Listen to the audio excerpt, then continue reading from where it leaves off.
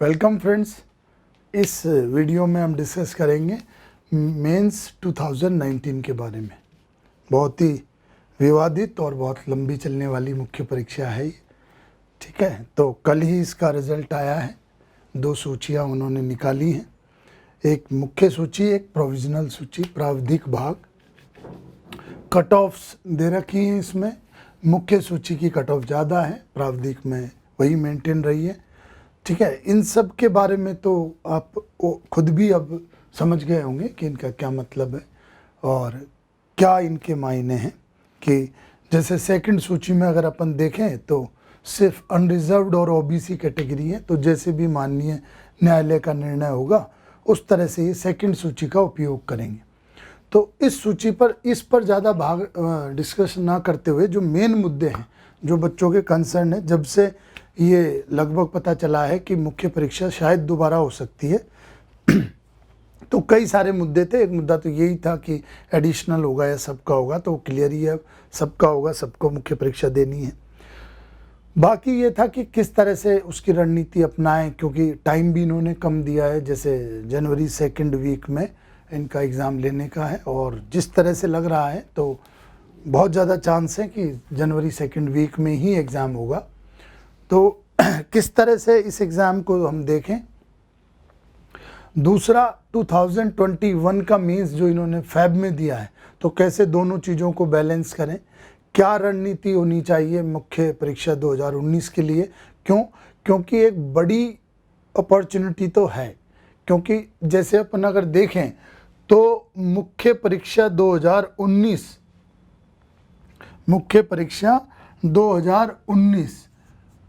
में जो सीट्स हैं वो 20 और 21 दोनों के बराबर हैं।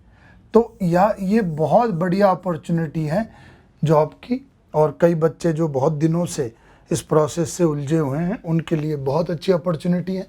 तो इसी मुद्दे पर अपन बात करेंगे कि क्या हमारी रणनीति होनी चाहिए, कैसे हम इसकी तैयारी करें, कैसे हम जो ये लगभग 90 दिन हैं उनका सही से उपयोग करें, और कैसे 19 और 21 को साथ में लेके चलें, और हमारे इस संबंध में क्या क्या प्रोग्राम है, किस तरह से हम लोग आपकी हेल्प कर सकते हैं, वो हम इसमें डिस्कस करेंगे।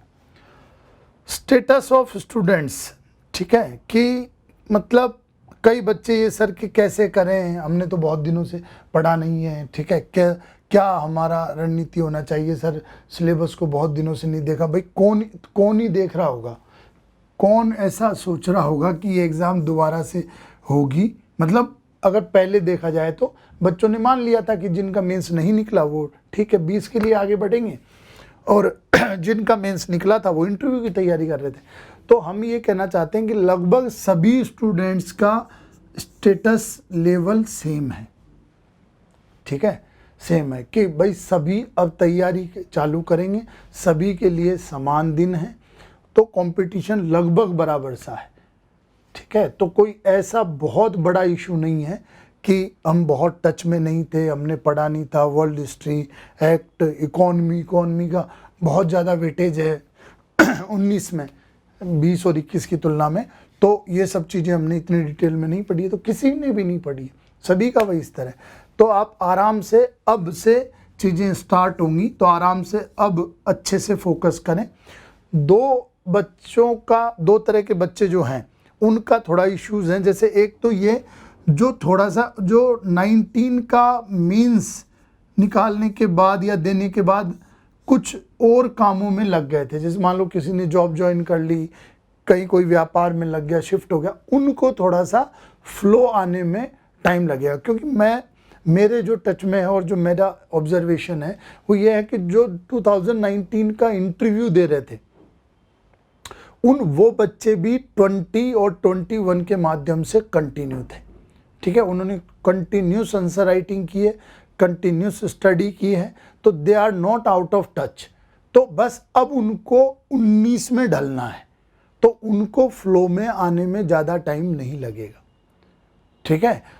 उन बच्चों को ज़रूर फ्लो में आने में टाइम लगेगा जो 19 का डिले हो रहा था एग्ज़ाम, उनको लग रहा था यार बहुत टाइम हो गया है, एग्ज़ाम दूर है या पता नहीं कब क्या डिसीजन होगा, और वो इस वजह से पढ़ाई से थोड़े से आउट थे, वो कंटिन्यूस आंसर राइटिंग नहीं कर रहे थे, कंटिन्यूस पढ़ नहीं रहे थे, तो उनके लिए थोड़ा सा टफ है, उनको थोड़ा सा एक्स्ट्रा मेहनत करनी पड़ेगी। दूसरे स्टूडेंट्स वो जो इंटरव्यू दे रहे थे, ठीक है, यहाँ दो तरह की कहानी हो सकती है। एक तो ये कि यार हम इंटरव्यू दे रहे थे, अब दोबारा से मीन्स दे रहे हैं, दो बार एक एग्ज़ाम को लिखना, ये वो, तो देखो ये तो अब सब चीज़ें चली गई हैं, ठीक है, थैंक्स गॉड कि दोबारा से हम लिस्ट में हैं और अब दोबारा से हमारे पास एडवांटेज और हमारे पास चांस है उस एग्ज़ाम को निकालने का। दूसरा, अपन ये एडवांटेज, ये इंटरव्यू वाले बंदे ये एडवांटेज ले सकते हैं कि भाई वो एक बार इस एग्ज़ाम को निकाल चुके हैं, तो they are confident enough to qualify again. क्यों? क्योंकि यार जब अपन एक एग्ज़ाम को दी है अपन ने और फुल स्ट्रेंथ में दी और उसको क्वालिफाई किया है, तो बिल्कुल कॉन्फिडेंस तो हमको आता है, ठीक है। तो वो इस सेकंड वाले पार्ट पे इंटरव्यू वाले जाएं कि भाई हम एक कॉन्फिडेंस फील करें कि हमने इस एग्ज़ाम को निकाला है, हम दोबारा से दम से तैयारी करेंगे और इस बार अच्छी रैंक अपन लाएंगे। तो यही है कि भाई ज़्यादातर स्टूडेंट्स के लिए 19 एक दोबारा से शुरू करेंगे, क्योंकि कई बच्चे नोट्स भी साइड में कर चुके थे, किताबें भी साइड में कर चुके थे, नए पबेड, सोशलॉजी और ये सब पढ़ने लगे थे, वर्ल्ड हिस्ट्री, एक्ट और ये सब उनके लिए पुरानी बातें हो गई है। बट अब चूँकि सभी साथ में स्टार्ट कर रहे हैं तो हमको भी दम से स्टार्ट करना है। दूसरा, पैटर्न। देखो, पैटर्न का इशू ये है कि जैसे 6 मार्कर में हमको वहाँ पूरा पेज लिखना है और यहाँ 5 मार्कर में हमको आधा लिखना होता है। 11 मार्कर में हमको 2 पेज लिखने होते हैं, जबकि 15 मार्कर में हमको 3 पेज भरने हैं। तो मैं मानता हूँ कि कुछ बच्चों को इसमें दिक्कत आती है। जैसे एग्ज़ाम में जब उन्होंने कहा था कि हम 6 मार्कर के लिए हाफ पेज देंगे और उन्होंने पूरा दे दिया था, तब भी बच्चों को एडजस्ट करने में दिक्कत हुई थी। बट ये कोई ज़्यादा समय नहीं लगता है, ठीक है। अगर हमारी अभी आपकी प्रिपरेशन 5 मार्कर 11 मार्कर में बहुत अच्छी है तो 5 मार्कर को एक्सपैंड करके ही हम 11 मार्कर में कन्वर्ट कर सकते हैं।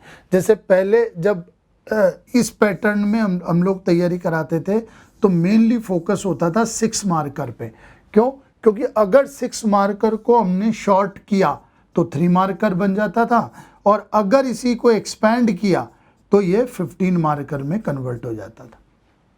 तो इस तरह का नहीं है। जिन बच्चों को आता है, जिनको लिखने पे कमांड है, वो उनको इस पैटर्न में दोबारा डालने में कोई ज़्यादा समस्या नहीं आएगी, जो बच्चे कंटिन्यूस राइटिंग के टच में है, ठीक है। हाँ, ये ज़रूर है, ये मैं बिल्कुल मानता हूँ कि अभ्यास करना पड़ेगा। ऐसा नहीं कि हम सीधे वहीं जाकर लिखें, अभ्यास करना पड़ेगा। क्यों? क्योंकि ये मैंने टेस्ट सीरीज और लाइव आंसर राइटिंग और इनमें देखा है कि जैसे जैसे अपन प्रैक्टिस करते हैं एक निश्चित फॉर्मेट की, तो हमारा एक पैटर्न सेट हो जाता है। जैसे अभी लोग 5 मार्कर में 6-7 पॉइंट क्वालिटी वाले लिखते हैं, 1-2 एग्जाम्पल डालते हैं तो उनके 3 और 3.5 नंबर आ जाते हैं, ठीक है। 11 मार्कर में उनका फिक्स है कि भाई 2-3 लाइन का इंट्रो डालेंगे, उसमें फैक्चुअल इन्फॉर्मेशन डालेंगे, कुछ वैल्यू एडिशन डालेंगे और जो पार्ट पूछे हैं वो 2-3 पार्ट जितने भी हैं उनको बराबर रेशियो में डील करेंगे और कंक्लूड करेंगे, ठीक है। तो ये जरूर है कि बार बार प्रैक्टिस करने से हमारा उस पैटर्न पर कमांड बनती है। तो आपको इसकी प्रैक्टिस जरूर करनी है और बहुत अच्छे से प्रैक्टिस करनी है। अगला पार्ट है नोट्स और शॉर्ट नोट्स। देखो, इतने सारे बच्चे हमारे टच में थे 19 के, तो उनके अनुभव पे मैं ये बताता हूँ कि उस समय शॉर्ट नोट्स तो बच्चों ने कम ही बनाए थे। कुछ जो टफ टॉपिक थे जैसे इकॉनमी है ना, कुछ साइंस के, कुछ इस तरह से वो जरूर बनाए थे, पर शॉर्ट नोट्स 20 और 21 में ज़्यादा बच्चों ने बनाए। 21 में तो बहुत ही बच्चों ने बनाए, लगभग 350-400 जो लाइव आंसर राइटिंग की अभी चल रही है उसमें लगभग सभी बच्चे बनाने का प्रयास कर रहे हैं और बना रहे हैं। तो नोट्स बच्चों के पास थे पहले, उन्हीं नोट्स को अपन को रिवाइज करना है, उन्हीं नोट्स को आधार बनाना है। क्यों? क्योंकि वो नोट्स हम कई बार पढ़ चुके हैं, तो हम बहुत कम समय में उसमें फ्लो में आ सकते हैं। शॉर्ट नोट्स का मैं ये कहूँगा कि अब जब हम 2019 की तैयारी शुरू कर रहे हैं तो हमें जैसे पेपर 1 तो छोड़ दो आप, क्योंकि पेपर 1 के लिए तो हमारे पास टाइम रहता है। हम एग्ज़ाम के 4-5 दिन से पेपर 1 पर शिफ्ट हो जाते हैं और उसको अच्छे से पढ़कर चले जाते हैं। जो पेपर 2 और आगे है, पेपर 2, 3, 4 आगे जो है, इनके हमको थोड़े से पॉइंट नोट करने हैं। जैसे ही अब हम पढ़ना शुरू करेंगे तो हम एक कॉपी बना लें पेपर वाइज और उसमें कुछ पॉइंट्स नोट करते चलें। पॉइंट्स नोट करने के 2 तरीके हो सकते हैं, मतलब 2 प्रकार के पॉइंट हमको नोट करने चाहिए। पहला, एक तो जो इम्पोर्टेंट है कि यार पूछेगा ही पूछेगा, उसमें कोई रिस्क नहीं लेना है हमको, या पूछता ही है तो ये तो हमको नोट डाउन करने ही करने। और दूसरा कि मुझे ये याद रखने में दिक्कत आती है तो ये हमको नोट डाउन करने। तो ये 2 तरह के पॉइंट हमको नोट डाउन करते रहना है। क्यों? क्योंकि हम यहाँ याद करने के बर्डन से बचना चाह रहे हैं। जैसे कई बच्चे इस बर्डन में टेस्ट देते हैं, सर याद नहीं हो रहा है, सर याद नहीं हो रहा है। देखो, बहुत कम चीज़ें होती हैं जो मेमोराइज करके वहाँ जाना पड़ता है। फैक्ट हो गए, कुछ कितने टाइप हैं, क्या कंपोनेंट है, पर ये इतनी सारी चीज़ों में थोड़ी मेमोरी की ज़रूरत पड़ती है। जैसे ही हम किसी टॉपिक को समझते हैं, उस पर अंडरस्टैंडिंग डेवलप करते हैं, वैसे ही उसकी एक पिक्चर क्लियर हो जाती है और हमको अराउंड 60-70% उसका जो सिनेरियो है वो इंटरनलाइज हो जाता है, हमको याद हो जाता है और हम उसको कुछ पॉइंट रिकॉल करने के कैपेबल होते हैं। तो कुछ जो फैक्ट हैं जो बहुत इंपॉर्टेंट हैं और जो हमको याद नहीं होते हैं, वही हमको यहाँ पर बनाना है। कई बच्चे शॉर्ट नोट्स और नोट्स में इस तरह का लंबा खींचते हैं कि वो एक बर्डन हो जाता है। नहीं, अभी ना तो इतना टाइम है ना कुछ है, तो हमको एक समरी कुछ पॉइंट जैसे पढ़ रहे हैं ना वैसे ही, जैसे मान लो पुनर्जागरण पढ़ा तो पुनर्जागरण में 4-5 फैक्ट जो अपन को इंपॉर्टेंट लग रहे हैं, ठीक है, वो अपन ने नोट डाउन कर लिया और जैसे जब पुनर्जागरण खत्म हुआ तो उसको रिवाइज कर लिया, ठीक है, और उसी को एग्जाम के दौरान हम बार बार पढ़ेंगे तो वो इंटरनलाइज हो जाएंगे। तो हमको सिर्फ इतना सा काम करना है। नोट्स तो हमारे पास है ही, इसमें से जैसे ही हम अब रीडिंग लगाएंगे तो कुछ पॉइंट नोट डाउन करते रहना है। कोई जरूरी नहीं आप सिस्टमेटिक वे में बनाओ, आप बहुत रफ बनाओ, लेकिन आपके लिए रीडेबल होनी चाहिए, आपके लिए वो आप समझ जाओ कि यार मैंने इसलिए ये चीज़ें लिखी थी। और हो सके तो पिक्टोरियल फॉर्म में आप बनाओ। पिक्टोरियल फॉर्म में जैसे मान लो x का y से रिलेशन, z से रिलेशन और y और z का क्या रिलेशन, तो वो क्या होता है वहाँ इजीली रिकॉल हो जाता है। तो ये हो गया नोट्स और शॉर्ट नोट्स की बात। क्यों आपको शॉर्ट नोट मतलब कुछ पॉइंट नोट करते हुए चलना है, इससे रिकॉल करने में आसानी होती है, ठीक है। तो ये करते हुए अभी चलना है। राइटिंग स्पीड, कुछ बच्चे मानते हैं कि 19 में हमको ज़्यादा लिखना था और ज़्यादा लिखना होता था, तो और उनके हिसाब से उनकी राइटिंग स्पीड वैसी नहीं है। तो देखो, ये सबसे वर्स्ट सिनेरियो होता है कि हमको चीज़ें आती है और फिर भी हम एग्ज़ाम में नहीं लिख पाते राइटिंग स्पीड की वजह से। तो ये तो हमको रिजॉल्व करनी है। अगर किसी को ऐसा लगता है कि 19 में ज़्यादा लिखना पड़ता था और मेरी स्पीड उसके अकॉर्डिंग नहीं है, तो उनको डेडिकेटेडली राइटिंग स्पीड इम्प्रूव करने पर काम करना ही पड़ेगा। चाहे वो लाइव आंसर राइटिंग स्पीड बढ़ाने का सबसे इफेक्टिव मेथड है, ठीक है। तो अगर वो जिस भी तरीके से करना चाहें उस तरीके से वो करें, लेकिन ये स्पीड तो उनको इम्प्रूव करनी है। मतलब एक मेंटल बर्डन नहीं होना चाहिए कि मेरी स्पीड कम है। नहीं तो क्या होता है, जिसके पास मेंटल बर्डन होता है ना कि यार मेरा पेपर छूटता है या मेरी स्पीड कम है, तो वो बहुत अच्छे से पॉइंट नहीं सोच पाता। उसका एक पार्ट तो इसी में इन्वॉल्व होता है, यार मेरे से होगा नहीं होगा, माइंड का एक भाग तो यही सोचता रहता है, अरे मेरे से होगा नहीं होगा, टाइम जा रहा है, हाथ पैर फूलने लगते हैं। तो वैसे ही इफिशिएंसी हमारी घटती है। और जो कॉन्फिडेंट होते हैं वो अच्छे से पॉइंट सोच के और अच्छे आर्ग्यूमेंट देते हैं, अच्छे नंबर उनके आते हैं। तो आपको ये वाली टेंशन हटानी है, तो आप इसके लिए अच्छे से अभ्यास करें। आउट ऑफ टच का मैं बोल ही चुका, उन बच्चों को आगे 10-15 दिन में एक डेडिकेटेड प्लान बना के, जितनी जितना वो आउट ऑफ टच हुए उतनी ही जबरदस्त मेहनत करके फ्लो में आना है और औरों के बराबर आना है। जैसे मान लो 15 दिन का उन्होंने टारगेट ले लिया, भैया 15 दिन में खूब अच्छे से पढ़ के, चाहे जितने आवर्स पढ़ना पड़े, पर हमको फ्लो में आ जाना है, चीजें गैदर कर लेनी है, दोबारा से इकट्ठी कर लेनी है। अच्छा मैंने ये पढ़ा था, ये पढ़ा था, और दूसरों के लेवल में आ जाना है। जो अभी कंटिन्यूस बच्चे पढ़ रहे हैं ना, उनके लेवल में आ जाना है। चाहे इसके लिए छुट्टी लेनी पड़े, चाहे इसके लिए इंदौर शिफ्ट होना पड़े, जो होना पड़े, ठीक है। पर ये आपको करना है, आपके लिए दिवाली वाली और ये सब त्योहार नहीं है, क्योंकि आप बहुत दम से इन चीज़ों को तैयार कीजिए। और जो जॉब में हैं या किसी काम से, तो उनके लिए तो अपॉर्चुनिटी है बहुत बढ़िया कि बहुत सारी छुट्टियां आ रही हैं, तो उस छुट्टियों को आप यूज़ कीजिए और आप टच में आइए, ठीक है। तो ये स्टूडेंट्स का स्टेटस है। सभी स्टूडेंट्स अगर 2019 का देखें तो कोई नहीं पढ़ रहा था अभी से। हाँ, कुछ बच्चे 2020 और 21 की आंसर प्रैक्टिस कर रहे थे, इसलिए वो पढ़ाई के टच में हैं, है ना। और वो हिस्ट्री, पॉलिटी, ज्योग्राफी, जो कॉमन टॉपिक्स हैं, उनको वो रेगुलर पढ़ रहे थे। तो बस ये है, बाकी सभी लगभग एक स्टेज पे खड़े हैं। उनको छोड़ के जो आउट ऑफ टच थे, किसी काम में इन्वॉल्व हो गए थे, उनको विशेष प्रयास करके लाइन में आना पड़ेगा। और वो बच्चे जो 2019 का इंटरव्यू दे रहे थे, उनको जरूर एक एडवांटेज फील करना चाहिए। ऐसा नहीं है या नहीं, यार वो मान लो मैं बोलूँ यार तुमको कॉन्फिडेंट होना चाहिए, अरे सर दोबारा दे रहे हैं सर, काहे का कॉन्फिडेंट चाहिए, वो हमारा लॉस हो गया।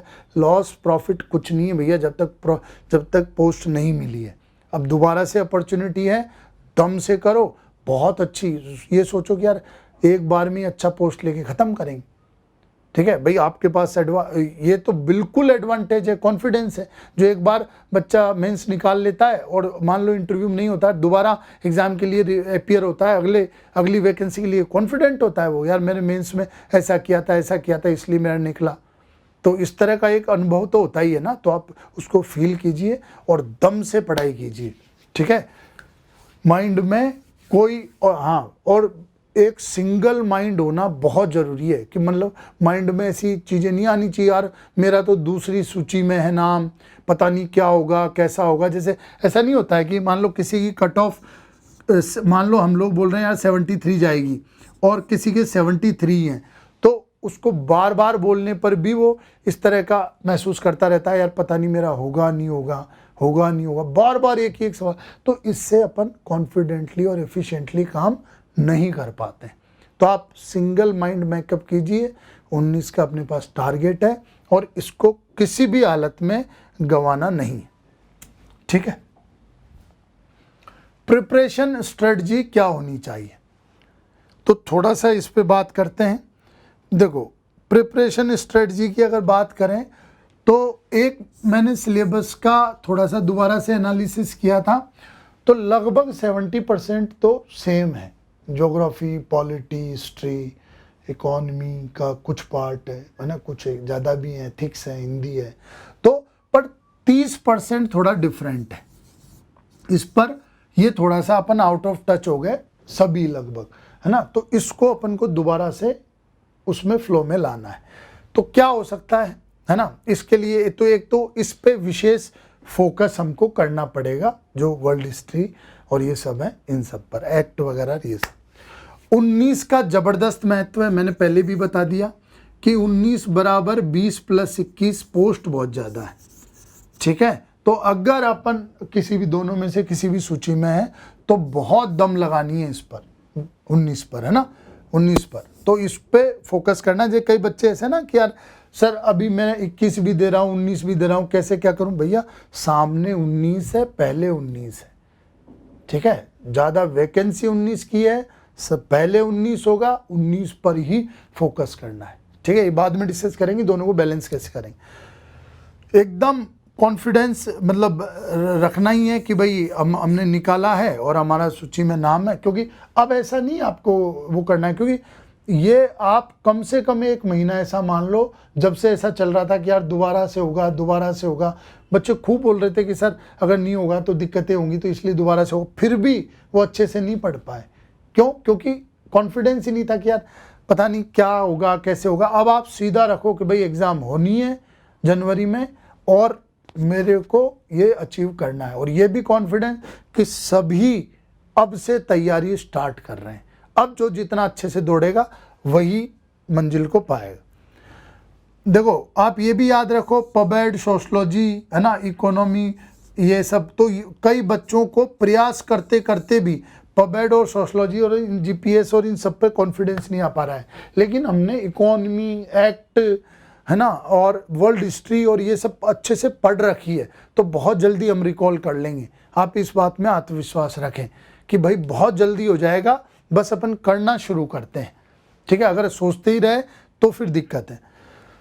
कैसा क्या क्या अपन इसको एक मोटा मोटा अपन रख सकते हैं, ऑल्दो कि बहुत एग्जैक्ट नहीं है, पर जैसे अक्टूबर में अपना प्लान होना चाहिए क्या, कि अक्टूबर में प्लान होना चाहिए कि जो ये 30% है इसको अपन फोकस कर लें अच्छे से। जो ये 30% है ना, इसको अपन जो डिफरेंट सिलेबस है ये वाला, इसको अपन कवर कर ले बहुत अच्छे से। क्योंकि अक्टूबर देखो एक टाइम तो 11 होगी आज, तो लगभग 20 एक दिन तो है। ठीक है, तो इसमें बहुत इंटेंसिवली मेहनत करें अपन। तो अक्टूबर में इस सिलेबस को जो अलग है, वर्ल्ड हिस्ट्री, एक्ट, इकोनॉमी है ना, ये सब इनको अच्छे से थॉरोली पढ़ लें। दूसरा, इनके कुछ शॉर्ट नोट्स टाइप नोट कर लें ताकि हम कॉन्फिडेंट होके जाएं कि जो चीज़ मुझे याद नहीं है वो मैं 1-2 घंटे पहले पढ़ जाऊंगा तो मुझे याद आ जाएगी। नवंबर में हमको इंटेंसिव प्रिपरेशन करनी चाहिए, मतलब बहुत दम से और पूरे सिलेबस पे कमांड लाने का प्रयास करना चाहिए। आंसर राइटिंग पैरेलली बहुत ही ज़बरदस्त करनी चाहिए। क्यों? क्योंकि हमको उस पैटर्न पर दोबारा से कमांड लानी है। हमको बिल्कुल तय होना चाहिए। जैसे क्या होता है, मैं एग्जांपल आपको बताता हूँ। लाइव आंसर राइटिंग मैंने देखा कि 15 मार्कर लिखने में बच्चों को बहुत इनर्शिया रहता था। क्यों? कि यार इतना बड़ा लिखना है, ये पार्ट है, इतना कैसे खींचें। जैसे बच्चों को कहाँ पर दिक्कत होती है, जब बहुत ज़्यादा सोचने को मजबूर किया जाता है। जैसे अपन ने मान लो कोई इस तरह का एनालिटिकल क्वेश्चन दे दिया जिस पर उनको खुद को पॉइंट बनाने हैं। ठीक है, उनको कोई मेमोरी सपोर्ट नहीं कर रही है। जैसे मान लो 1857 क्रांति के कारण, तो उनकी मेमोरी सपोर्ट कर रही है, उनको कितनी बार पढ़ा है तो वो खुशी खुशी लिखेंगे। लेकिन जैसे ही अपन ने एनालिटिकल थोड़ा सा लिखा कि भाई 1857 एक भारतीय इतिहास में या भारतीय स्वतंत्रता संग्राम में एक बदलाव का पॉइंट था, तो जैसे ही अपन ने ये ऐसा थोड़ा सा घुमाया, वैसे ही वो सोचते हैं यार किधर बदलाव करें, क्या बदलाव करें, तो वो गिव अप कर देते हैं। वो 2-4-5 पॉइंट बनाएंगे, आधा पौन पेज लिखेंगे, उसके बाद वो हटा देते हैं कि नहीं यार नहीं बना। तो ये एक सोचने की क्षमता। तो 15 मार्कर में मैंने देखा है, 15 मार्कर में कि बहुत बच्चों को इनर्शिया आता है, एक अवरोध पैदा होता है यार कैसे लिखें। तो वो कंटिन्यूस आंसर राइटिंग से हमको चाहे 3 मार्कर हो, 6 मार्कर हो, 15 मार्कर हो, तीनों पे बहुत अच्छी कमांड लानी है।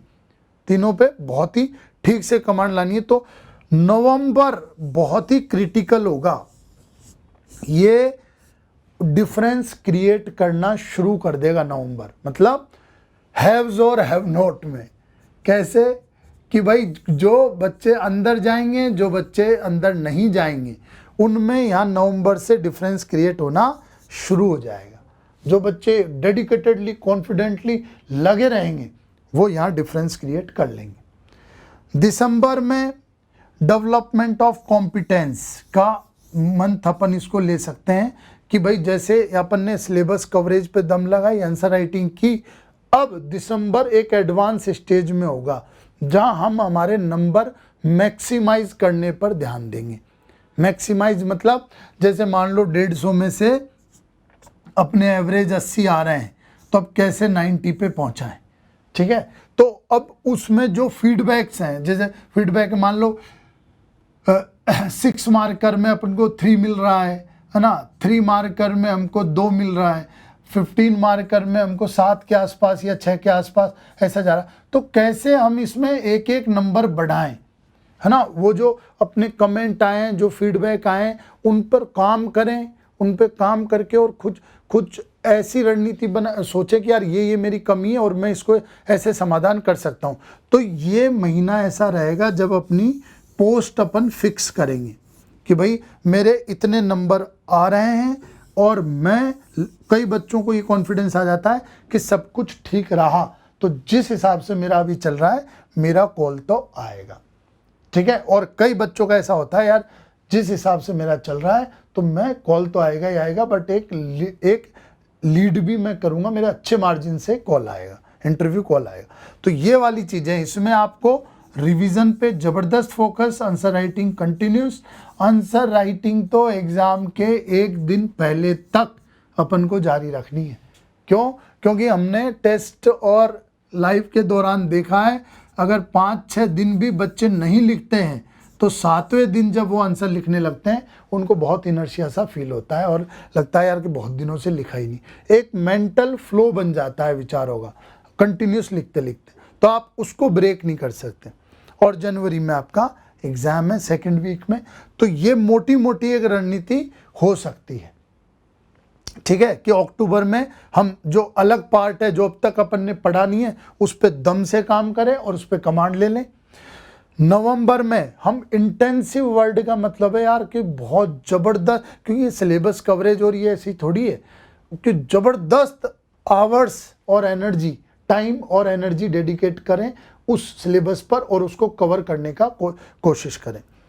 तीसरा है कॉम्पिटेंस डेवलपमेंट, तो उसमें ये कि उसमें ये करना है अपन को कि हमारा जो वैल्यू एडिशन है, जो फैक्ट हैं, जो एग्जाम्पल्स हैं, वो ठीक से जा रहे हैं नहीं जा रहे हैं, और हमारे जहां नंबर कट रहे हैं सामान्य से भी, उसमें हमको प्लस करना है। तो ये, और थर्ड और जन में हमारा एग्जाम है ही, ठीक है। देखो अब ये बात भी बिल्कुल सही है, इस पक्ष पे भी अपन विचार करेंगे कि चलो हमने तो बोल दिया कि जनवरी में ऐसा होगा, नवंबर में ऐसा होगा, दिसंबर में ऐसा होगा, लेकिन एक ठोस रणनीति के बिना इसको कर नहीं सकते।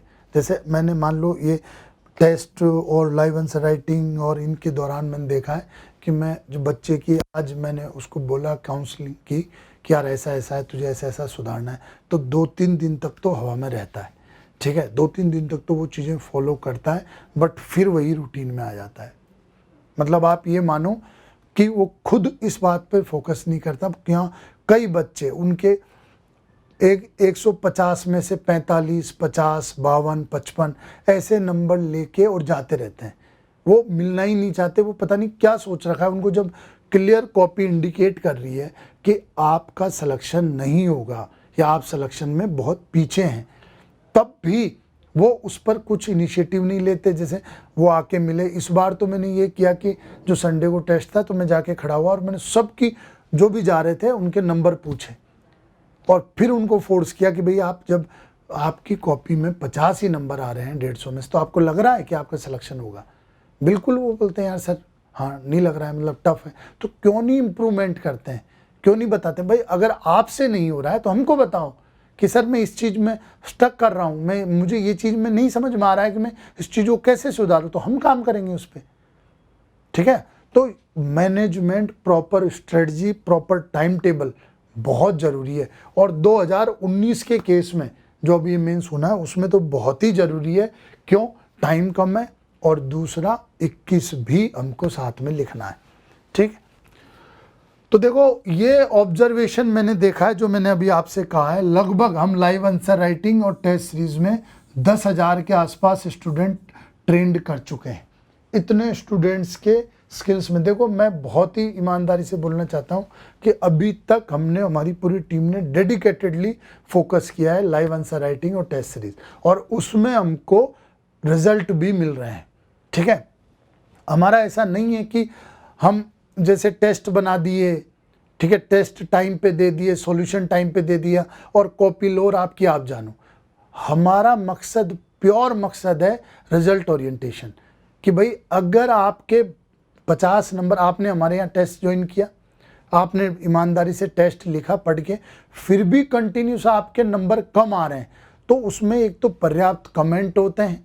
तो पर्याप्त कमेंट से आप समझें, अगर आपको उस कमेंट से नहीं समझ में आ रहा है तो आप बिल्कुल आकर मिलें, हम साथ में काम करेंगे। जैसे हमने कई बच्चों से हमने उनकी कॉपी में दिक्कत थी कि वो बड़ा अजीब सा फॉर्मेट यूज करते थे। जैसे मैं एग्जांपल बताऊं तो मान लो यहां पर लिखा कि गरीबी के कारण लिखिए, गरीबी के कारण, तो ये गरीबी, ये ऐसा फिर कुछ ऐसा पॉइंट, फिर यहाँ अजीब सा कुछ बना दिया, मतलब एकदम सिस्टमेटिक नहीं होता था। ठीक है।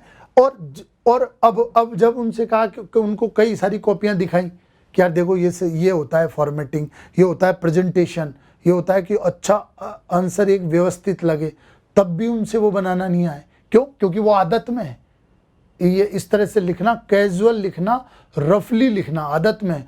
तो ऐसे कई बच्चों पर हमने काम किया है, उनको हमने बहुत लंबे आवर्स बिठा के और एक ही एक चीज को बार बार लिखवाई है, तो फिर उनको वो फॉर्मेटिंग समझ में आई है। और ऐसा तो कोई भी चीज़ ऐसी नहीं है, चाहे राइटिंग हो, स्पीड हो, चाहे फॉर्मेटिंग हो, चाहे प्रेजेंटेशन हो, जिसको सुधारा नहीं जा सकता।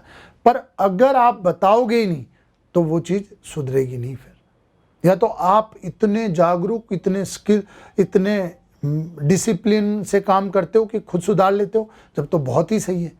पर अगर नहीं सुधर रहा है तो आप यथा स्थिति में ना रहें। अगर हमारे 50 नंबर आ रहे हैं तो हमको बढ़ाने, चाहे जैसे भी बढ़ाने हो।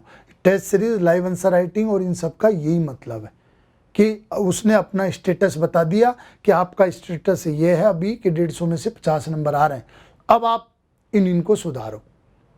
तो अगर आप उस पर काम नहीं करते हो, इट मीन्स आप खुद के साथ ही धोखा दे रहे हो, आप खुद को ही बुलावे में रख रहे हो, अरे नहीं हो जाएगा, नहीं हो जाएगा। जब कंटिन्यूस खराब नंबर आए कैसे हो जाएगा? ठीक है। तो आप इस चीज पर काम कीजिए। ये मैं इन बच्चों के आधार पर आपको ये कुछ आंकड़े बता रहा हूं कि लगभग 20% स्टूडेंट ऐसे होते हैं जो बहुत अच्छे से डेली पढ़ के आते हैं, या टेस्ट में जैसे लाइव आंसर राइटिंग है तो डेली पढ़ के आते हैं, कुछ पॉइंट नोट डाउन करके लाते हैं। अगर टेस्ट में है तो टेस्ट में शेड्यूल के अनुसार यूनिट कंप्लीट करते हैं और दम से लिखते हैं, सीरियसली लिखते हैं। ऐसा नहीं कि कैजुअल लिखते हैं कि कभी मोबाइल देख रहे हैं, कभी क्या देख रहे हैं। मोबाइल, कई लोग तो है जो लिखते समय मोबाइल ऑन रहता है, फ़ोन आ गया तो वहाँ निकल गए या उससे डेविएट हुए। वो सीरियसली लिखते हैं, बिल्कुल एक मिनट का यूज़ करते हैं, है ना। तो उसमें और उनका जो फीडबैक हम लोग देते हैं उस पर कंटिन्यूसली काम करते हैं, तो वो बच्चे कंटिन्यूसली इम्प्रूवमेंट कर रहे हैं, वो एक फ्लो में है। और उस फ्लो को अगर उन्होंने नहीं रोका तो उनका रिजल्ट निश्चित है। तो 20% बच्चे तो ऐसे हैं कि वो इस तरह से काम करते हैं। ठीक है। 50% बच्चे ऐसे हैं, ऐसे इस कैटेगरी में होते हैं जो पढ़ के आते हैं ठीक ठाक, उनको अंदर से गिल्ट फील होता है अगर वो नहीं पढ़े, तो वो रेगुलर आते हैं, पढ़ते हैं, पर उतना इंटेंसिव उनका फोकस नहीं होता है। मतलब जो मैं बोल रहा हूँ कि टेस्ट देने आते हैं, है ना, रेगुलर टेस्ट भी देते हैं, रेगुलर पढ़ते भी हैं, पर अगर उनके 50 नंबर आ रहे हैं तो कंटिन्यूस उस 50 नंबर को लेके चले जाते हैं और दोस्तों से डिस्कस कर लेते हैं, वो सॉल्यूशन को देखते हैं, उन कमेंट से कुछ जो भी समझ सकते हैं वो समझने की कोशिश करते हैं। पर वो खुद से, मतलब एक ऐसा नहीं कि यार नहीं अब मुझे अगले टेस्ट में तो 60 लानी ही है, चाहे जैसे भी हो जाए, तो उस तरह का एक डेडिकेटेडली काम वो नहीं करते हैं। ठीक है। वो करना चाहते हैं पर उनको या तो जैसे वो इंटरेक्ट करने से थोड़ा सा बचते हैं, है ना, वो सोचते हैं यार सर क्या बोलेंगे, या मुझे ही सुधारना है, या दोस्तों से पूछ लूँ। जबकि उनको, अगर वो इंदौर में हैं, टेस्ट सीरीज लिख रहे हैं, लाइव आंसर राइटिंग में आ रहे हैं, तो उनका हक बनता है कि भैया वो कंसल्ट करें हम लोगों से, और हमारा दायित्व बनता है कि हम उनका इम्प्रूवमेंट करवाएं। ठीक है। और ये आप तय मान लें कि हमारे पास ज़्यादा अनुभव है, हमने कई बच्चों को देखा है जिनकी बहुत ख़राब स्थिति थी बट उन्होंने डेडिकेटेडली काम किया और रिजल्ट में वो कन्वर्ट हुए। तो आप ये वाले जो बच्चे हैं उनसे मेरा नम्र निवेदन है कि वो अपनी कॉपी लाएं और हम लोगों से डिस्कस करें। ठीक है। ये जो स्टूडेंट हैं ये रेगुलर नहीं रहते हैं, ठीक है, इनको तो अब ये तो जब इनको थोड़ा सा चमकेगा कि नहीं पढ़ना है उस तरह से, तो वो हो सकता है कोई कारण हो, तो मेरा इन दोनों बच्चों पर विशेष फोकस है और मेनली इन 50% पर। क्यों? क्योंकि 20% तो खुद से मोटिवेटेड है, है ना, इन पर कि ये लोग आगे आएँ और अच्छे से तैयारी करें और हम लोगों से कंसल्ट करें और इम्प्रूवमेंट पर ध्यान दें। भाई ये जो मैंने बताया कि सिर्फ test series live answer writing join करने से ऐसा नहीं आपका सिलेक्शन हो जाएगा, आपको कंटिन्यूसली काम करना पड़ेगा। कैसे? आपके जो कमज़ोर एरिया हैं उनको ढूंढें टेस्ट सीरीज के द्वारा। जैसे अपनी राइटिंग नहीं है, प्रेजेंटेशन नहीं है, स्पीड नहीं है, हम पॉइंट ही अजीब से लिखते हैं। जैसे कल मैं एक कॉपी डिस्कस कर रहा था, वो स्टूडेंट है, वो बहुत अच्छा पढ़ता है, बहुत अच्छा मटेरियल फॉलो करता है, लेकिन वो बड़ी अजीब से डेप्थ पॉइंट लिख रहा था सामान्य जगह भी। जैसे मान लो भाई गरीबी का कारण है ना, मान लो कोई भाई गरीबी का क्या कारण, तो अपन सामान्य पॉइंट और इफेक्टिव पॉइंट से स्टार्ट करें कि भाई पॉपुलेशन है ना, संपत्ति का वितरण में। वो बहुत डीप पॉइंट से चालू करता था कि कुछ लोग काम नहीं करना चाहते, इतने परसेंटेज हैं, ऐसा है ये, तो अजीब से पॉइंट थे। ठीक है, तो इस तरह के पॉइंट फॉर्मेशन ना करें। ठीक है, तो ये भी आपका कॉपी देख के ही हमको समझ में आएगा। क्यों? क्योंकि वो बच्चा मेहनत कर रहा है पर फिर भी अजीब से पॉइंट बना रहा है, उसको ये सेंस ही नहीं है कि यार किस तरह के पॉइंट लिखने होते हैं, कैसे आर्ग्यूमेंट लिखने होते हैं। तो इन कमियों को आप पहचानें, ऐसी कमियां अपन क्यों कर रहे हैं। अब जैसे मैं उस स्टूडेंट का बताऊं तो वो कुछ स्पेशल लिखना चाहता था, अलग लिखना चाहता था, तो उस वजह से ऐसी उसकी सोच। जबकि आप यार नॉर्मल पॉइंट आप लिखें, मतलब जैसे पॉपुलेशन वृद्धि, और फिर उसमें एग्जाम्पल देके उसको विशेष बनाएं कि भाई एक्सप्लोजिव एरा था, विस्फोटक काल हमारा ऐसा रहा जहाँ इतने टाइम्स हमारी पॉपुलेशन बढ़ी, तो हम संसाधनों में और उसमें पीछे छूट गए। जैसे आपको कारण पता चला, आप उसको सुधारिए टेस्ट बाय टेस्ट, है ना। आप उस पर एक खुद से टाइम टेबल बना लीजिए कि नहीं यार इस टाइम के अंदर अंदर मुझे इस पर काम करना है। अगर नहीं हो रहा है, अगर आपसे वो चीज़ें नहीं सुधर रही है, तो बिल्कुल आप हमारे पास आइए, हम उस पर डिस्कस करेंगे, काम करेंगे, ये बिल्कुल गारंटी है। जब तक आप संतुष्ट नहीं रहोगे हम उस पर काम करेंगे, बट आपको उसके लिए आना पड़ेगा। ठीक है, और प्रतिदिन बहुत इंपॉर्टेंट है, बहुत ज़्यादा इंपॉर्टेंट है। क्यों? क्योंकि अब लगभग 90 दिन बचे हैं और हम कैजुअल नहीं ले सकते किसी भी दिन को। जैसे मान लो अगर आपका स्टेटस अभी ऐसा है कि यार ठीक है दिवाली की लंबी छुट्टी चलते हैं, भाई ठीक है 2-4 दिन आप ले लो, लेकिन इस तरह से कैजुअल अप्रोच नहीं। आपको प्रतिदिन एक निश्चित टारगेट बनाना पड़ेगा और उसको फॉलो करना पड़ेगा। जैसे आप पहले अगर देखें तो ओवरव्यू सिलेबस का लेना पड़ेगा, मोटा मोटा दोबारा से चीज़ें देखना शुरू करना, तो ओवरव्यू एक लेना अच्छा कि हमको ये पढ़ना है और इस तरह का है। फिर सेकंड स्टेज पे उस सिलेबस की अंडरस्टैंडिंग और उसको लिंक करना आपको आना पड़ेगा कि भाई आप समझ जाएं यार वहाँ वो वर्ल्ड हिस्ट्री है, वहाँ पर इकोनॉमी है, वहाँ पर इस तरह से पॉलिटी है, और वहाँ पर पेपर 2 पार्ट 2 में इस तरह से कुछ फैक्चुअल चीज़ें हैं, तो वो समझ और आपस में लिंक करना कि भाई मैं इस चीज़ को कहाँ पर यूज़ कर सकता हूँ सिलेबस की को, और उस चीज़ को कहाँ पर महत्वपूर्ण, जैसे मैं पेपर 2 पार्ट 2 या पॉलिटी से मैं एथिक्स में क्या चीज़ें यूज़ कर सकता हूँ, ठीक है, हिस्ट्री से कुछ एग्जाम्पल क्या ले सकता हूँ। तो इस तरह का ये सेकेंड स्टेज है। और फिर थर्ड स्टेज होता है कि अब हमको याद करने के स्तर पर हम आ गए हैं। जैसे मतलब एक अंदर से कॉन्फिडेंस आना, लगता है कि यार सिलेबस मेरे को लगभग याद है, मतलब हिस्ट्री भी मैंने पढ़ा है, पॉलिटी मैंने पढ़ा है। और जब ये स्टेज आ जाती है तो फिर अपन आंसर और इन सब में रिकॉल कर पाते हैं, चीज़ों को याद कर पाते हैं। ठीक है, तो ये स्टेज अपन को लाना है, पूरा पहले समझना है, तो बहुत जल्दी से भाई 10-15 दिन में ये कवर करना है, फिर लिंक करना है, समझना है पूरा सिलेबस, फिर याद करना है, ताकि हम रिकॉल करने की कैपेबिलिटी में आ जाएं। आंसर राइटिंग में आपको बिल्कुल मैंने ये कहा कि भाई ठीक है ज़्यादा कठिन नहीं है, जो रेगुलर लिख रहा है उसके लिए वो 5 मार्कर को 6 मार्कर में थोड़ा प्रैक्टिस करके लिखना सीख लेगा, 11 मार्कर को 15 मार्कर में थोड़ा प्रैक्टिस करके लिखना सीख लेगा, है ना। लेकिन कंटिन्यूस लिखना जरूरी है। मैंने ये भी कहा है कि कंटिन्यूस लिखने से ही एक धार बनती है, एक लेवल आता है आंसर राइटिंग का। कुछ बच्चे लेवल ऑफ क्वेश्चंस भी पूछ रहे हैं कि यार सर क्या पेपर टफ आएगा जैसे पिछली बार हुआ, या किस तरह का पेपर रहेगा, या उसी तरह का रहेगा कि जैसे पहले आता था। तो देखो यार, ये तो क्लियर बात है कि इसमें अपन को दोनों चीज़ें तैयार करना चाहिए। इजी के लिए भी तैयार करना चाहिए, क्योंकि कभी ऐसा नहीं होता कि पूरा पेपर टफ आ जाए, है ना। और हमको टफ के लिए भी, जैसे इस बार पेपर 3rd में हुआ था, है ना भाई, ब्लंडर सा ही हुआ था, तो उसमें हम इस क्षमता में रहें कि हमारे डिसेंट से नंबर आ जाए। तो ये तो पेपर का लेवल तो हमको दोनों ही लेके चलने पड़ेंगे, इजी भी और टफ भी साथ में। तो आप लगभग 20-30% टफ पे भी फोकस कीजिए, ठीक है। तो इसमें पूरा अपना इस तरह का है कि हमको रेगुलर किसी न किसी चीज़ के माध्यम से रेगुलर इम्प्रूवमेंट करते रहना है।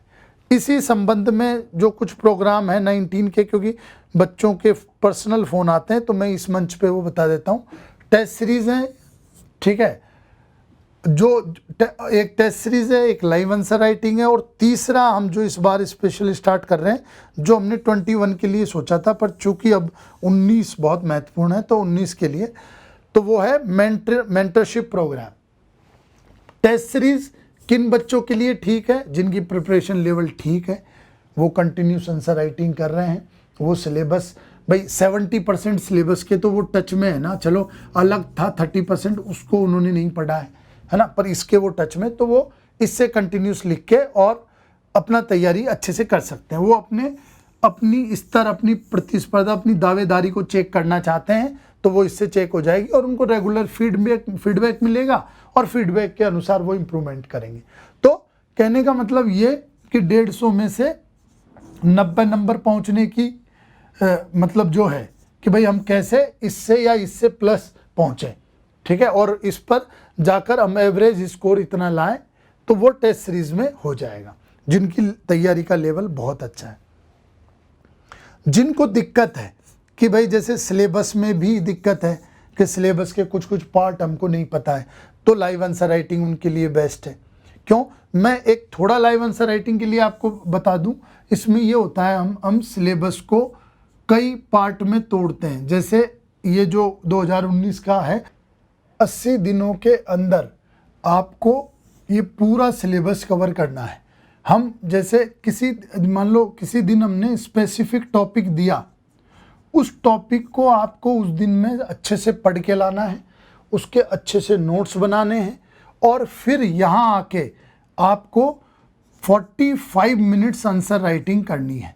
लगभग अभी जो वर्तमान में टाइम है वो 6 से शाम को 8 का टाइम है, उसमें 45 मिनट्स में आपको 6 3 मार्कर, 8 5 मार्कर और 2 11 मार्कर, अब ये कन्वर्ट हो जाएंगे 6 3 मार्कर, 8 6 मार्कर और 2 15 मार्कर में, ठीक है। तो ये आपको यहाँ लिखने हैं, और लिखना ऐसा नहीं है कि आपको टाइम, हमने पेपर दे दिया और आप लिखो, टाइम बाउंड मैनर में आपको लिखना है। आपको एक निश्चित सवाल का निश्चित समय दिया जाता है, ठीक है, उसी में आपको लिखना है।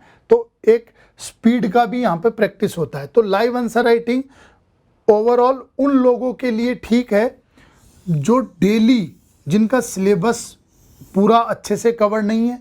तो क्या होता है, यहाँ सिलेबस के हर टॉपिक पर काम किया जाता है, तो इसलिए सिलेबस पे अच्छी कमांड हो जाती है। आंसर राइटिंग में दिक्कत, स्पीड में दिक्कत है, तो टाइम बाउंड मैनर में लिखाया जाता है, तो स्पीड ठीक आ जाती है। और डिस्कशन होता है उस टेस्ट के बाद, लगभग 1.5 घंटे का और 2 घंटे का डिस्कशन होता है, 1.5 घंटे के आसपास।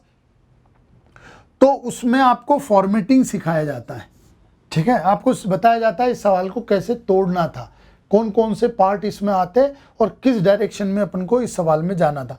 ये बहुत इंपॉर्टेंट रहता है जब सवाल एनालिटिकल होते हैं, या मान लो कोई स्टेटमेंट आ गया है ना, तो स्टेटमेंट के अकॉर्डिंग, जैसे अभी कल हमारा एक सवाल था, उसमें बच्चों को बहुत दिक्कत आई थी कि लोकतांत्रिक समाजवाद तीसरी दुनिया के देशों के विकास के लिए सबसे महत्वपूर्ण है, जवाहरलाल नेहरू और ऐसा करके स्टेटमेंट। अब वो टूटता नहीं है वहाँ पर, तो किस तरह से फॉर्मेटिंग अपन को करनी है कि भाई लोकतांत्रिक समाजवाद क्या है, ठीक है, क्या इसमें ऐसे महत्वपूर्ण घटक विशेषताएं हैं जो तीसरी दुनिया के देशों के लिए महत्वपूर्ण। तो तीसरी दुनिया के देशों को डिफाइन करेंगे, फिर उनके पॉइंट्स लिखेंगे कि क्यों महत्वपूर्ण है। फिर अगर कुछ एग्जाम्पल है जहां अपन थोड़ा सा चैलेंजेस या क्रिटिसिज्म बता सकते हैं कि भाई ठीक है तीसरी दुनिया के देश इसको फॉलो कर रहे हैं पर फिर भी ये परिणाम नहीं आ रहे, तो वो बता के और फिर समाधान।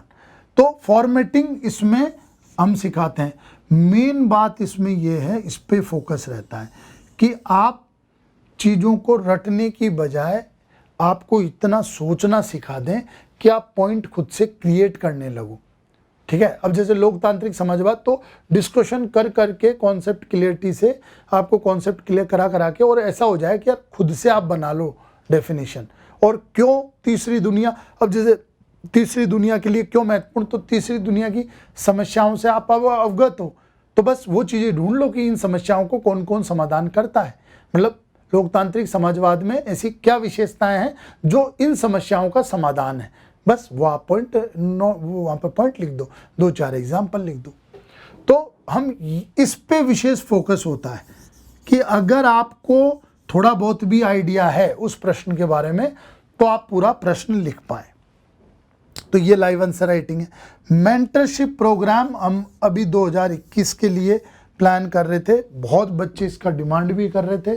तो ये स्पेशली ऐसा प्रोग्राम है जो हमने सिर्फ बच्चों की डिमांड के लिए बनाया है ना। इसमें हमारा बहुत एफर्ट लगेगा, बहुत हमको टाइम देना पड़ेगा, पर चूंकि ये रिजल्ट की दृष्टि से बहुत महत्वपूर्ण है तो ये बच्चों की डिमांड पर ये हम 2021 वालों के लिए ला रहे थे, पर चूंकि अब 19 का बीच में है और 19 में बहुत ही डाइसी सी सिचुएशन है तो इसलिए हम 19 में इसको ला रहे हैं। इसके बारे में मैं अगले में बता देता हूँ।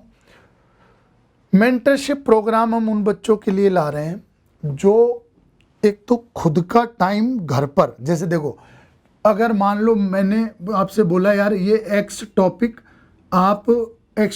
आप करके लाएं, ठीक है आज, अब कोई बच्चा उसको कर लाता है और कोई उसको आधा ही करके लाता है, तो क्यों? या भाई एक तो या तो स्पीड पढ़ने की कंसंट्रेशन और ये सब डाउन है, अपना टाइम ज़्यादा लेते हैं, या दूसरा हम चीज़ों से डेविएट हो जाते हैं, है ना, डेविएट हो जाते हैं कि जो पढ़ना है वो ना पढ़ के और बहुत डेप्थ में चले जाते हैं जबकि इतनी पीएससी में रिक्वायरमेंट नहीं है। इन चीज़ों को हम यहाँ शॉर्ट आउट करेंगे।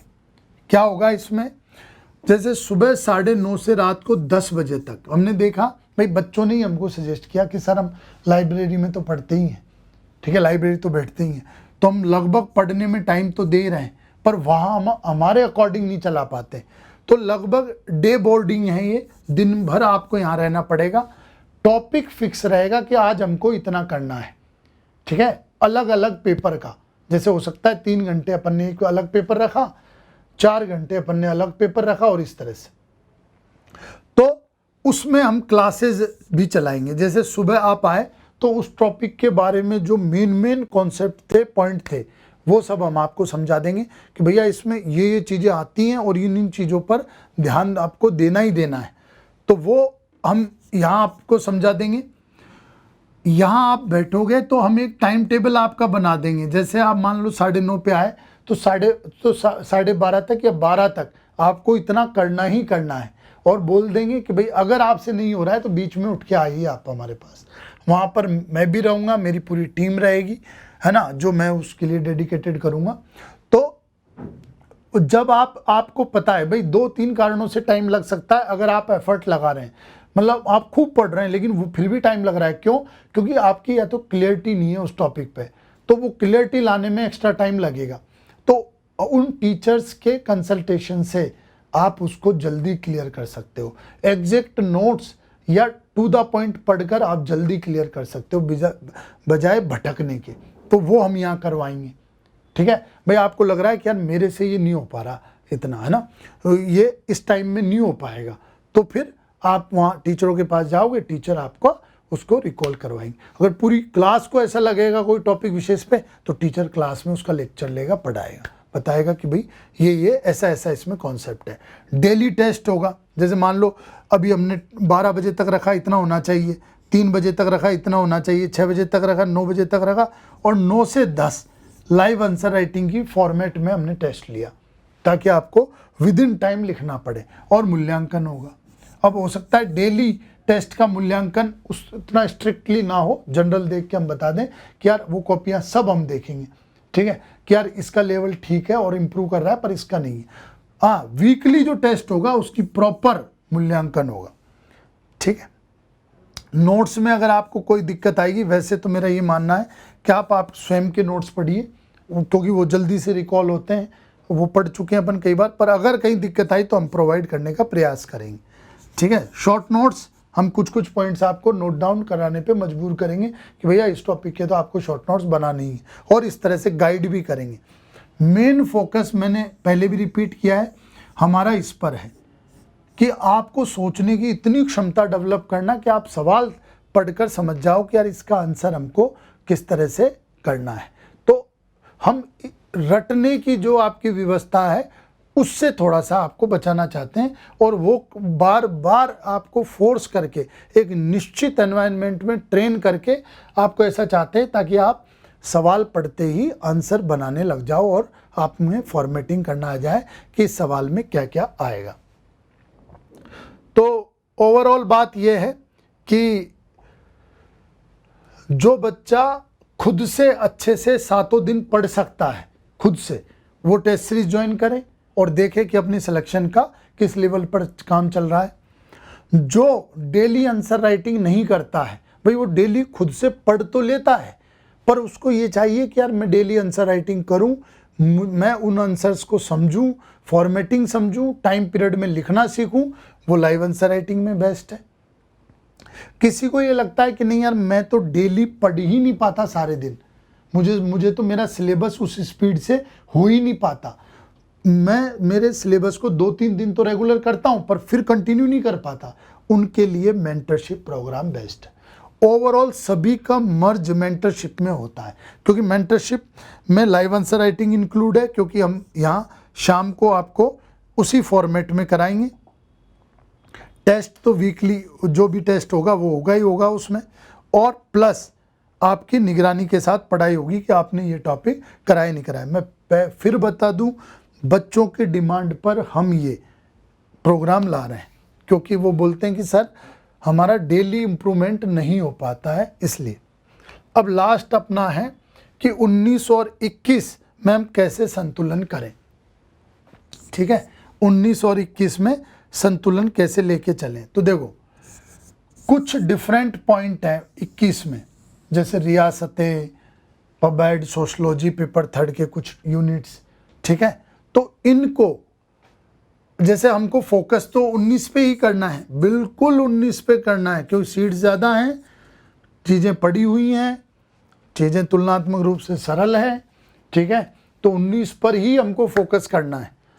लेकिन चूंकि हमको 1 माह बाद 20 भी 21 भी देना है, इसलिए हम जो 21 के अलग अलग पॉइंट हैं उन पर भी फोकस करेंगे, ठीक है। पबैड, सोशलॉजी, जीपीएस और ऐसी यूनिट जो अलग से जुड़ी हैं, पेपर 3, ठीक है, तो उस पर भी फोकस करेंगे। अब फोकस किस तरह से अपन कर सकते हैं, या तो अपन डेली 1-2 आवर्स दे सकते हैं, डेली एक टाइम मान लो, जैसे मॉर्निंग में या किसी भी तरह कि यार ये मॉर्निंग में 2 घंटे 21 का ये काम किया और फिर पढ़ा, और फिर सारे दिन 19 का करना। या वीक में दे सकते हो आप, वीक में एक दिन के मैं 21 ही पढ़ूंगा। या आप सोच लो कि भाई नहीं ठीक है मैं जनवरी में दे दूंगा और उसके बाद 1 महीना मिलेगा, या फिर आपको ऐसा लगता हो कि नहीं पोस्टपोन्ड होगी या टाइम मिल जाएगा। अब देखो हमारा ये कहना है कि भैया टाइम पे ये एग्ज़ाम होगी, है ना, और हमको टाइम जो दिया गया है 3rd वीक फेब का, 2nd वीक जैन का, वही लेके चलना है।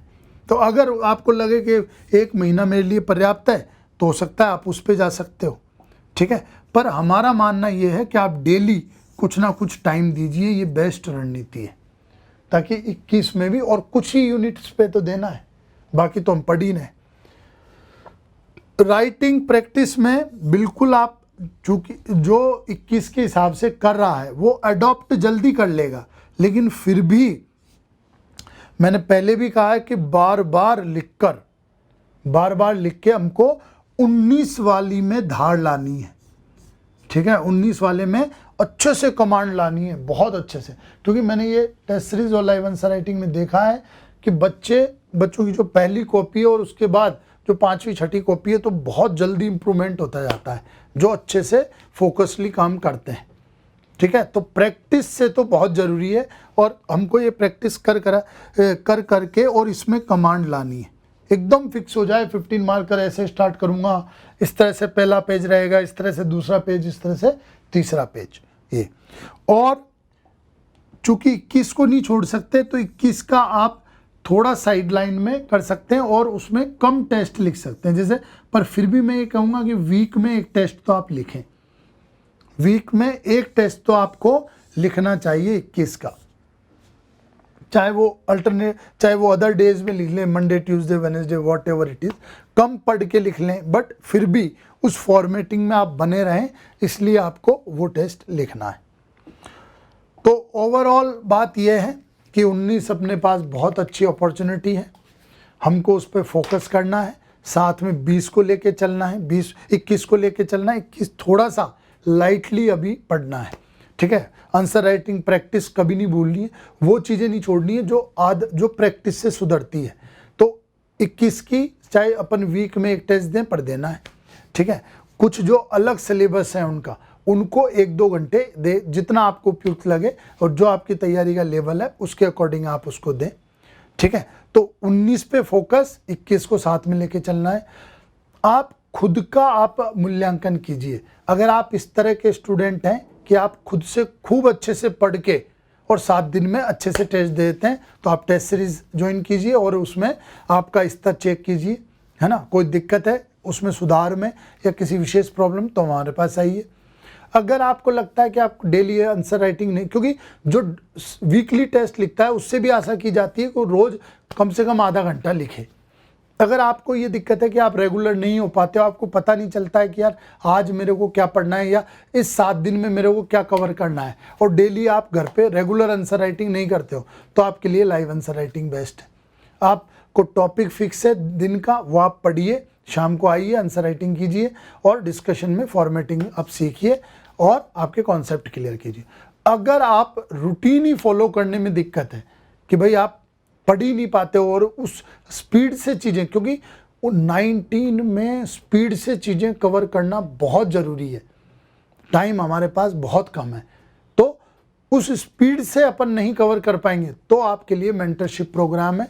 वहाँ पर टॉपिक और टाइम दोनों डिसाइडेड रहेगा कि इस टॉपिक को इतने टाइम में करना है। अगर आपसे वो नहीं होगा तो हम लोग हेल्प करेंगे कि आपको उस टॉपिक को समझाकर उसको एनालिसिस कर हम लोग आपकी उसमें हेल्प करेंगे। ठीक है, तो आपके अकॉर्डिंग आप चुनिए कि कौन सा तरीका बेस्ट है, पर इस तरह का होना चाहिए कि हमारी सफलता निश्चित रहे और हम डेडिकेटेडली उस पर काम करें। आपको किसी भी तरह का कोई इशू है, चाहे आप किसी भी इंस्टीट्यूट से बिलोंग करते हो, है ना, आपको आपके रिजल्ट से रिलेटेड, आपकी प्रिपरेशन से रिलेटेड कोई भी इशू है, तो आप कभी भी वेदा ब्रांच या बोलाराम ब्रांच पे आ सकते हैं, हमसे मिल सकते हैं। ठीक है, पर आपकी तैयारी आप अच्छे से जारी रखिए। All the best, thank you very much.